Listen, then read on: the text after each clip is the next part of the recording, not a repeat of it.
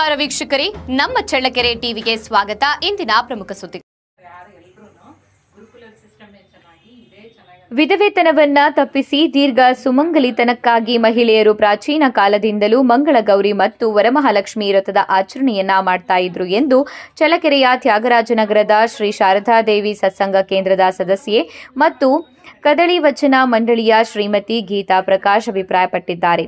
ನಗರದ ತ್ಯಾಗರಾಜನಗರದ ಸದ್ಭಕ್ತರಾದ ಶ್ರೀಮತಿ ಸರಸ್ವತಿ ನಾಗರಾಜ್ ಅವರ ನಿವಾಸದಲ್ಲಿ ಶ್ರಾವಣ ಮಾಸದ ಪ್ರಯುಕ್ತ ಶ್ರೀ ಶಾರದಾದೇವಿ ಸತ್ಸಂಗ ಕೇಂದ್ರದ ಸಹಯೋಗದಲ್ಲಿ ಆಯೋಜಿಸಿದ್ದ ವಾರದ ವಿಶೇಷ ಸತ್ಸಂಗ ಕಾರ್ಯಕ್ರಮದಲ್ಲಿ ಪಾಲ್ಗೊಂಡು ಅವರು ಶ್ರಾವಣ ಮಾಸದಲ್ಲಿ ಮಂಗಳಗೌರಿ ಮತ್ತು ವರಮಹಾಲಕ್ಷ್ಮಿ ವ್ರತದ ಮಹತ್ವದ ಬಗ್ಗೆ ವಿಶೇಷವಾಗಿ ಉಪನ್ಯಾಸ ನೀಡುತ್ತಾ ಮಾತನಾಡಿದರು.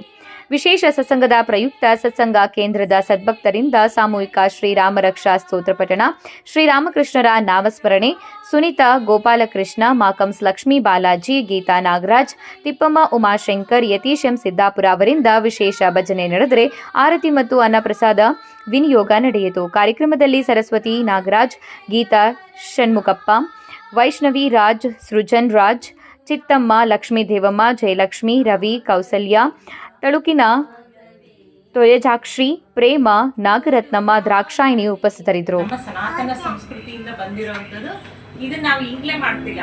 ಮೊದಲೆಲ್ಲ ಅಂದ್ರೆ ಈಶ್ವರ ಪಾರ್ವತಿ ಏನಿದ್ರು ಅವಾಗ ಪಾರ್ವತಿ ಕೇಳ್ತಾಳಂತೆ, ಈಗ ನಾವು ಮುತ್ತೈದೆ ಆಗಿರ್ಬೇಕು ಅಂತೆಲ್ಲ. ಈಗ ಭೂಲೋಕದಲ್ಲೆಲ್ಲ ತುಂಬಾ ಕಷ್ಟಗಳು, ವಿಧವೆ ಆ ಥರ ಎಲ್ಲ ಇದ್ದವರು ವಿಧವೆಯರಾಗ್ತಿರ್ತಾರೆ, ಬೇಗ ಗಂಡನ ಕಳ್ಕೊಂತಿರ್ತಾರೆ. ಅವಾಗೆಲ್ಲ ಏನ್ ಮಾಡ್ಬೇಕು ಅಂತಂದಾಗ ಈ ಒಂದು ಮಂಗಳಗೌರಿ ವ್ರತದ ಕತೆ ಶುರು ಆಗುತ್ತೆ. ಅವಾಗ ಈಶ್ವರ ಪಾರ್ವತಿ ಅಂದ್ರೆ ಈ ಹಬ್ಬಗಳಿಗೆ ಒಂದು ಪ್ರಾಮುಖ್ಯತೆ. ನಾವು ನೋಡ್ರಿ ಫಸ್ಟ್ ಹಬ್ಬ ಶುರು ಅಂದ ತಕ್ಷಣನೇ ಗಂಗೆ ಬರುತ್ತೆ. ಫಸ್ಟ್ ಗಂಗೆ ಪೂಜೆ ಮಾಡ್ತೀವಿ, ಅಂದ್ರೆ ನೀರಿಗೊಂದು ಪ್ರಾಮುಖ್ಯತೆ.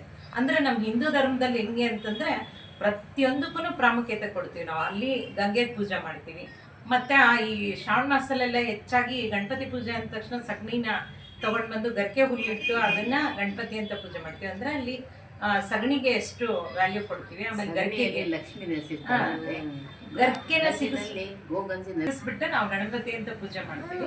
ಗರ್ಕೆನ ಯಾಕೆ ಗರ್ಕೆಗೆ ಯಾಕೆ ಅಷ್ಟೊಂದು ಮಹತ್ವ ಅಂದ್ರೆ ಅದರಲ್ಲಿ ತುಂಬಾ ಟಾಕ್ಸಿಕ್ ಅನ್ನ ತೆಗೆಯುವಂತ ಅಂಶ ಗರ್ಕೆನಲ್ಲಿದೆ. ಈಗ ನಾವು ನೋಡಿರ್ಬೋದು.